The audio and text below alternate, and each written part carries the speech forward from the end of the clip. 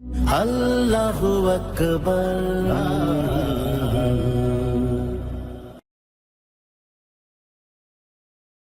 আর আসার সময় আমার জন্য এরকম 4-5টা টুপি নিয়ে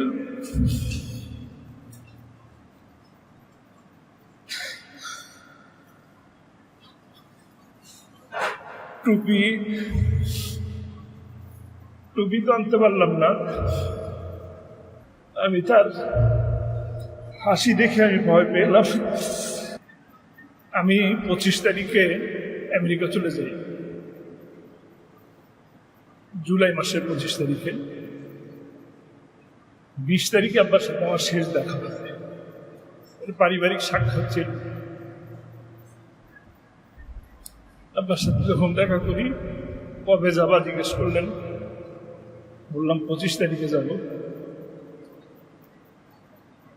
তারপর কতদিন থাকবা? প্রায় 1 মাসের মতো। কোথায় কোথায় যাবা? তা বললাম যে আমেরিকা যাব 18, 19, 20। 18, 19, 20-এ 19 তারিখে আমাকে ওখানে থাকার কথা ছিল। 21 তারিখ ইনশাআল্লাহ মক্কা যাব এবং 25 তারিখে বাংলাদেশে ফিরব। আব্বা বলল, উমরার মধ্যে আমার জন্য দোয়া করবা, আমার জন্য জেলের মধ্যে মৃত্যু না।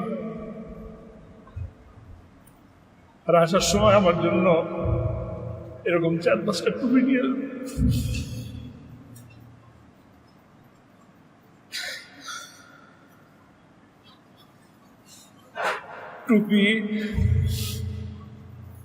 টুপি তো আনতে পারলাম না। 13 তারিখে দেখলাম যে হাসি মুখে আব্বাকে হাসপাতালে নিয়ে আসলো। আমার 20 তারিখের কথা মনে পড়লো যে 20 তারিখ আব্বা আসলে যখন বিদায় নেই, তখন আব্বা আমাকে অনেকক্ষণ জড়াচ্ছে।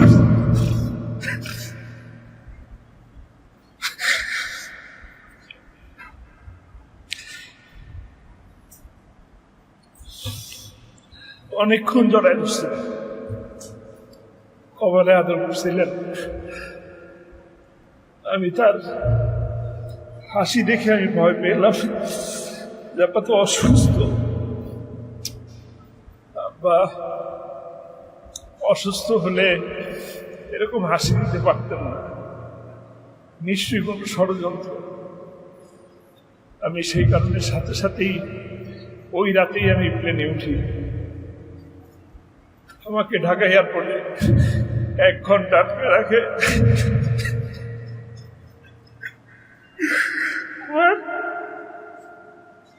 আমার ভাইদের কেউ দেখতে দেয় নাই। হাসপাতালে নিয়ে এসে আমার ভাইদেরকে 1 সেকেন্ডের জন্য দেখা করার সুযোগ দেওয়া হয়নি। আব্বা যে বলতেন যে আমার বুকে ব্যথা হয়েছে, আমি এই কারণে আসছি, সেই সুযোগটা, সেই জানাটাও আমাদের জানা হয়নি। আমি যেন জানাজা না পাই, সেই কারণে তারা আমাকে অতীতে বিদেশে যাওয়ার সময় আটকায় আমি দেখেছি, আমাকেও আটকাইছে, কিন্তু কখনো ফেরত আসার সময় আমাকে কোনোদিন আটকায় না, আমি দেখিনি কখনো। কিন্তু ফেরত আসার পরেও আমাকে 1 ঘন্টা বিভিন্ন ধরনের জেরা করলো, পাসপোর্টের ফটোকপি, পাসপোর্ট স্ক্যান, কার সাথে কথা বললো, তারপরে আমাকে ছাড়ল। আমি আমার লাগেজ ছিল, আমি লাগেজ নেই, লাগেজ ওই অবস্থায় এয়ারপোর্টে ফেলে আমি গাড়িতে উঠে পিরোজপুরের দিকে রওনা হই। আপনাদের প্রিয় মুফাসসির তার ওসিয়ত অনুযায়ী আমরা কাজ করতে পারি নাই, আমাদের ব্যর্থতা। তাকে রাতের আধারেই দাফন দিয়ে দিতে চেয়েছিল, উপস্থিত জনতার কারণে তাকে তার পরের দিন দাফন দেওয়ার সুযোগ হয়েছে এবং আপনারা অনেকেই উপস্থিত হতে পেরেছেন। এই শরীর নিয়ে, এই অসুস্থ শরীর নিয়ে হুজুর সেখানে উপস্থিত হয়েছেন, দোয়া করেছেন। আল্লাহ আমাকে এতটুকু নসিব রেখেছিল যে আমিও সেখানে উপস্থিত হতে পেরেছি, দাফনের সাথে সম্পৃক্ত হতে পেরেছিলাম। আমি দুঃখিত, বেশি আবেগে বেশি কেঁদে ফেললাম। আমি শুধু এতটুকু বলবো, আমরা সকলেই আল্লামা সাঈদীকে ভালোবাসি। যিনি জামাত ইসলামী করেন তিনি ভালোবাসেন, যিনি পীর মুরিদি করেন তিনিও ভালোবাসেন, বিএনপি ভালোবাসেন, আওয়ামী লীগও ভালোবাসেন। আপনারা দেখেছেন আওয়ামী লীগরা ভালোবাসার কারণে তাদের অনেকেই, আমি এ পর্যন্ত জানি প্রায় 1000-এর উপরে তাদের দলের পদ হারিয়েছেন, বহিষ্কৃত হয়েছেন। সরকারি কর্মচারী কর্মকর্তা অনেক অফিসারও ইতিমধ্যে বরখাস্ত হয়েছেন। এই ভালোবাসার প্রতিদান নিশ্চয়ই আল্লাহ তাআলা দিবেন। আল্লামা সাঈদী 2টা স্বপ্ন পৃথিবীতে থাকা অবস্থায় দেখতেন। প্রতিটা মাহফিলের মধ্যে তিনি দোয়া করতেন যে আমার যেন শাহাদাতের মৃত্যু হয়। আর যেহেতু তিনি 13টি বছর 4791টি দিন তিনি জেলের অন্ধকার একটা ঘরের ভিতরে থেকেছেন, আল্লাহর পরীক্ষা দিয়েছেন, আমি বিশ্বাস করি একজন মুসলমান হিসাবে যে আল্লাহ তাআলা তাকে শাহাদাতের মর্যাদা দান করবেন ইনশাআল্লাহ। তার জীবনের 16 বছর যখন বয়স, তিনি তখন থেকে কোরআনের খেদমত করেন। তার জীবনে যখন তিনি আলিম পরীক্ষা দেন, তিনি তখন সর্বপ্রথম একটি বই লেখেন, বইয়ের নাম যুগের দর্পণ। বইটা হারিয়ে গেছে বলতে হচ্ছে, এরপরে আর প্রিন্ট হয় না। ইনশাআল্লাহ আমরা আপনাদের কাছে প্রিন্ট করে উপস্থাপন করবো ইনশাআল্লাহ। 2টি স্বপ্ন দেখতেন। একটি স্বপ্ন হলো শাহাদাত তামান্না, আল্লাহ তাআলা, আমি বিশ্বাস করি আল্লাহ তাআলা সেটা কবুল করছেন। দিন প্রতিষ্ঠার আন্দোলন তিনি করতেন। কোরআনের রাজ বাংলাদেশে প্রতিষ্ঠিত হবে এবং তিনি সে সচক্ষে দেখবেন, এটা খুব বেশি মাহফিলের মধ্যে তিনি করতেন। তিনি দেখতে পারেন নাই, তিনি দেখে যেতে পারেন নাই। হয়তো দেখতে পারতেন এই 13 বছর বন্দী যদি না থাকত, আর 13 বছরে অন্যরকম অন্য পরিস্থিতিও হয়তো বা তৈরি হতে পারত না, আল্লাহই ভালো জানে। যেহেতু তিনি দেখে যেতে পারেন নাই, সেহেতু আমাদের উপরে সেই দায়িত্ব বর্তায়, দিন কায়েমের পথে আমরা যেন সকলে ঐক্যবদ্ধভাবে কাজ করতে পারি, আমরা যেন দিন প্রতিষ্ঠার আন্দোলনে নিজেকে সম্পৃক্ত করতে পারি এবং আল্লাহর প্রেরিত এই মহাগ্রন্থ কোরআন, এই কোরআনের কারণে তিনি সম্মানিত হয়েছেন। কোরআনের কারণে যারা এই কোরআনকে প্রতিষ্ঠার জন্য কাজ করবেন তারা অবশ্যই দুনিয়া এবং আখিরাতে সম্মানিত হবেন। কাজেই আসুন আমরা সেই কাজই করি যে কাজের মাধ্যমে দুনিয়া এবং আখিরাতে সফলতা অর্জন করতে পারি। আমি সেই সাথে বাংলাদেশ মজলিসুল মুফাসসিরিনকে ধন্যবাদ জানাই তারা এই আয়োজন করার জন্য। আর তারা যে কথা বলেছেন, স্মারক গ্রন্থ প্রকাশ করা থেকে শুরু করে, আমি অবশ্য এর আগেও আমি কখনো সাহস করে হুজুরকে বলতে পারি নাই, কারণ আব্বার সামনে অনেক সময় সাহস করে কথা বলতে পারতাম না। হুজুরকেও ঠিক তেমনি সাহস করে অনেক কথা বলতে পারি না। আমাদের চলে যেতে হবে, এই কথা আমরা সকলেই জানি। তো কাজেই আমি চাচ্ছিলাম, আমি আমার ভাইদের সাথে অনেকের সাথে আলাপ করেছিলাম যে যেহেতু আব্বা দুনিয়ার মাটিতে সব থেকে বেশি ভালোবাসেন হুজুরকে, সব থেকে বেশি ভালোবাসতেন, আমার খুব ইচ্ছা ছিল যে দুজনের এক জায়গায়, বেয়াদবি নেবেন না, আমার খুব ইচ্ছা ছিল আমি আমার তারেক উনার ভাইকে, আমার মওলানা আবুল কালাম আজাদ আজহারি ভাইকে, আরো অনেককে বলেছি যে এরকম এই দুইজনকে এক জায়গায় রাখার কোনো ব্যবস্থা আমরা উদ্যোগ নিতে পারি কিনা। বড় একটা মসজিদ তৈরি করা, সেখানে একটি মাদ্রাসা তৈরি করা এবং সেখানে এরকম একটা সুন্দর কবরস্থান তৈরি করা যেখানে ওই মাদ্রাসা এবং মসজিদের ট্রাস্টি বোর্ডের সদস্যবৃন্দ, কমিটি, তাদের সকলের দাফনের ব্যবস্থা বা বিশেষ করে বিশেষ ব্যক্তিবর্গের দাফনের ব্যবস্থা রাখা, এরকম একটা উদ্যোগ আমাদের হাতে নেওয়ার চিন্তা আমার মাথায় এসেছিল, কিন্তু চিন্তাকে শেয়ার করেছি, সফল হইনি। তো আমি আবেদন রাখবো যে আমাদের আব্বা তো আসলে খুলনায় দাফনের জন্য ওসিয়ত করেছিলেন, আমাদের উচিত এরকম কিছু সিদ্ধান্ত নিয়ে রাখা। আর আব্বার ব্যাপারে যে সমস্ত প্রস্তাবনা এসছে আমি অনুরোধ করবো যেন প্রস্তাবনাগুলো বাস্তবায়ন করার চেষ্টা আমরা যেন। আমার তৌফিক ইল্লা বিল্লাহ। আসসালামু আলাইকুম। আমাদের এই চরম ক্রান্তি লগ্নে দেশকে রক্ষার দায়িত্ব ওলামাদেরকে জনগণ বিশ্বাস করে এবং শ্রদ্ধা করে। তাফসীর মাহফিলগুলি আপনারা দেখেছেন, এই সরকার সব কিছু করতেছে, তাদের কাছে সব ওপেন কনসার্ট থেকে শুরু করে দুর্নীতি দমনের জন্য সবকিছু তারা করছে, কিন্তু দুর্নীতি দমন হবে যে কোরআন দিয়ে, সেই কোরআনের তাফসির মাহফিলগুলিকে বন্ধ করে দিয়েছে। বিশাল বিশাল কোরআনের তাফসির যা হতো সবগুলি বন্ধ আছে, এখন হতে পারছে না। তো এখন এই দেশে ওলামাদের কথা লোকেরা শোনে, তাদেরকে বিশ্বাস করে। তারা যদি, তাদের ঐক্যের অর্থই হলো গোটা জাতির ঐক্য। ওলামাদের ঐক্য মানে গোটা জাতির ঐক্য। আর ওলামারা ঐক্যবদ্ধ হলে পরে শুধু ইসলাম রক্ষা পায় না, বাংলাদেশের স্বাধীনতা সার্বভৌমত্ব সুরক্ষা হয়। এই জন্য ওলামাদের কাজ ঐক্যবদ্ধ হতে হবে, ঐক্যের কোনো বিকল্প নাই। এই যে আফগান থেকে আগে কাবুলিওয়ালা আসতো, আমাদের দেশের এক লোক জাম গাছে উঠে জাম খাচ্ছে, এখন এর নিচে বসে এসে জিজ্ঞেস করছে তুম সব क्या खाया करते हो? तो बोला हम सब जाम खाया करते हैं। हम खा सकते हैं क्यों नहीं, आइए और खाइए। সে গাছের উপর উঠলো, বললো কোনটা কোনটা খাবো? বললো যে কালোগুলো খাও, কালোগুলো পাকা, এগুলো খাও। তো কালোগুলো খেতে গিয়ে কালোর উপর ভোমরা পড়ছিল একটা, ভ্রমর তো চেনেন, ওই সুদ্ধা ধরছে সে। কাবলির হাত তো আঙ্গুল মোটা টোটা, সে ওইটার শুদ্ধ ধরছে। তো ভোমরা তো হাতের মধ্যে পড়ে ভোঁ ভাঁ করতেছে।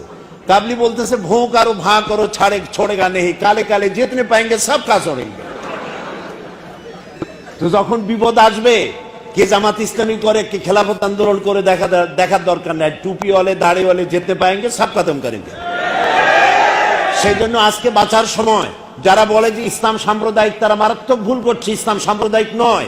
কোরআন শুধু মুসলমানদের কিতাব নয়, আল্লাহ শুধু মুসলমানদের জন্য নয়, রসুল শুধু মুসলমানদের জন্য নয়। রসুল রহমতুল্লিল আলামিন, আল্লাহ রব্বুল আলামিন, আর ইসলাম হচ্ছে সার্বজনীন। কোরআনের এই কথাগুলি আপনারা ময়দানে ছড়িয়ে পড়েন। ষড়যন্ত্র মারাত্মক ভাবে শুরু হয়েছে দেশ থেকে, বিদেশ থেকে। দেশ থেকে ইসলাম শূন্য করা, ইসলামকে বিদায় করে দেওয়া, রাজনীতি শূন্য করে দেওয়া। রাজনীতি শূন্য করে দিয়ে দেশকে পরিচালনা করবেন আপনারা কিভাবে করবেন? ব্যাংকের কেরানি ছিলেন, দেশ চালাবেন কেমনে? আমার যদি গাড়ি চালাতে বলেন, আমারে যদি গাড়ির ড্রাইভার বানায় দেন, আমাকে যদি গাড়ির ড্রাইভার বানায় দেন, আমি তো গাড়ি নিয়ে খালে পড়বো, বুড়িগঙ্গায় পড়বো। আমি তো এটা চালাইতে জানি না। যারা ছাত্র জীবন থেকে শুরু করে এই পর্যন্ত রাজনীতি করতে করতে দাড়ি এবং চুল পাকাইছে, তারা জানে দেশে যদি খাদ্যদ্রব্যের অভাব হয়, বিদেশ থেকে কিভাবে আনতে হয়, গুদামজাত কেমনে করতে হয়, দাম কেমনে কমাতে হয়, ভর্তুকি কেমনে দিতে হয়, সেটা তারা জানে। কেরানিরা যারা ব্যাংক চালাইছে, কেরানিগিরি করেছে, তারা কিভাবে দেশ চালাবে? সুতরাং যারা দেশ চালাতে সক্ষম, তাদের হাতে সালাম দিয়া বিদায় হয়ে যান। আপনারা হানা ভোটের ব্যবস্থা করেছেন, আপনারাই করেছেন।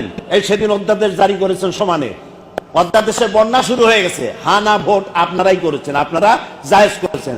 সুতরাং যার মুগুর, যার দাঁত তার মুগুর। বর্তমান সরকারকে না বলুন, বাস না ভোট দেওয়া হয়ে গেল। এখন আল্লাহর রাস্তায় বিদায় হন, দেশকে বাঁচতে দেন। একটা সুন্দর নির্বাচন দিয়ে নির্বাচিত সরকারের হাতে দিয়ে দেন, অভাব থাকবে না। বর্তমান অবস্থায় দেশ চলতে পারবে, আল্লাহর রহমতে চলবে, ইসলাম নিরাপদে থাকবে, মসজিদ মাদ্রাসা নিরাপদে থাকবে। আমি বক্তব্য লম্বা করে দিয়া প্রধান অতিথির বক্তৃতার মাঝখানে আমি দাঁড়ায়া আমি বাধার সৃষ্টি করতে চাই না। বিদায় নিচ্ছি আপনাদের কাছ থেকে। দেশের জন্য দোয়া করুন, চোখের পানি ফেলুন, গভীর রাত্রে জাগেন। আমার শেষ কথা হচ্ছে, আমার মনে হয়, আমি তো বেশি কিছু বুঝতেছি না, একেবারেই ছোট মানুষ, ফকাত আব্দুল্লাহ। আমি যা মনে করি, আমার মনে হয় বাংলাদেশ একটা ব্ল্যাক হোলের মধ্যে পড়ে গিয়েছে, গভীর অন্ধকার কূপের মধ্যে পড়েছে। এর থেকে বাংলাদেশকে যদি উঠাতে হয়, শক্তিশালী একটা ক্রেনের প্রয়োজন। সেই ক্রেনের নাম হচ্ছে আল্লাহ তাআলার রহমত। এবং এই একটা শের বলে শেষ করে দেই, শামা বুঝকে ভি জল सकती है, शमा बुझ के भी जल सकती है, किश्ती तूफान से भी निकल सकती है। मायूस ना हो, इरादा ना बदल, तकदीर किसी वक्त भी बदल सकती है। अल्लाह हाफिज। बांग्लादेश जिंदाबाद। अस्सलामु अलैकुम रहमतुल्लाह।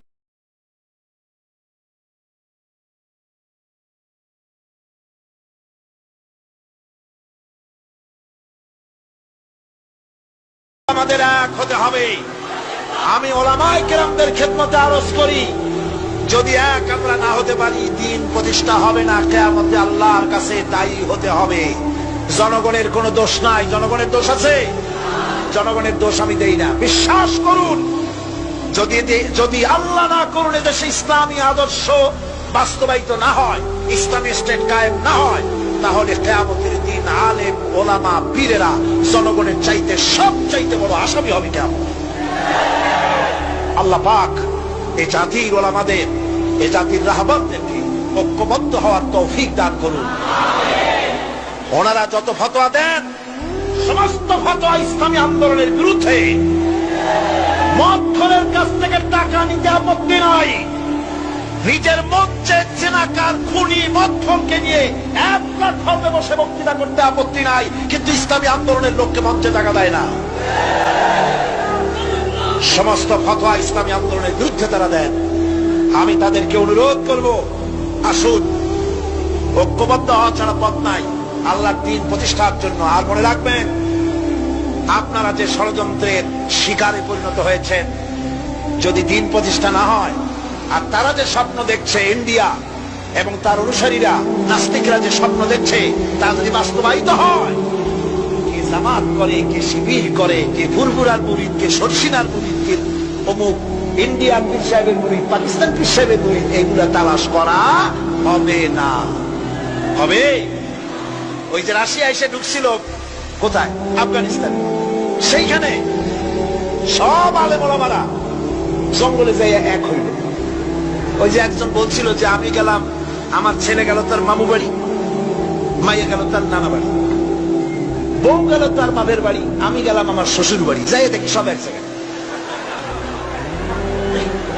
এই লোকগুলি আলেম ওলামা পীর বুজুর্গ সব দিয়া পাহাড়ের মধ্যে এক জায়গায় হয়েছে। হায় হায়, সুন্নি, কড়া সুন্নি, গোলাপি সুন্নি, ওহাবি, ঠান্ডা সুন্নি, তারপরে দেওবন্দি, সব এক জায়গায়। হায় হায়, কি সর্বনাশটা করলাম। যদি ঐক্য থাকতাম তাহলে কি আলাসি আমাদের উপরে হামলা হতে পারতো, করতে পারতো? চোখের পানি ফেললো, কাঁদলো, একে অপরকে জড়াই ধরলো। তখন অনেক সর্বনাশ হয়ে গেছে, অনেক জীবন দিতে হয়েছে।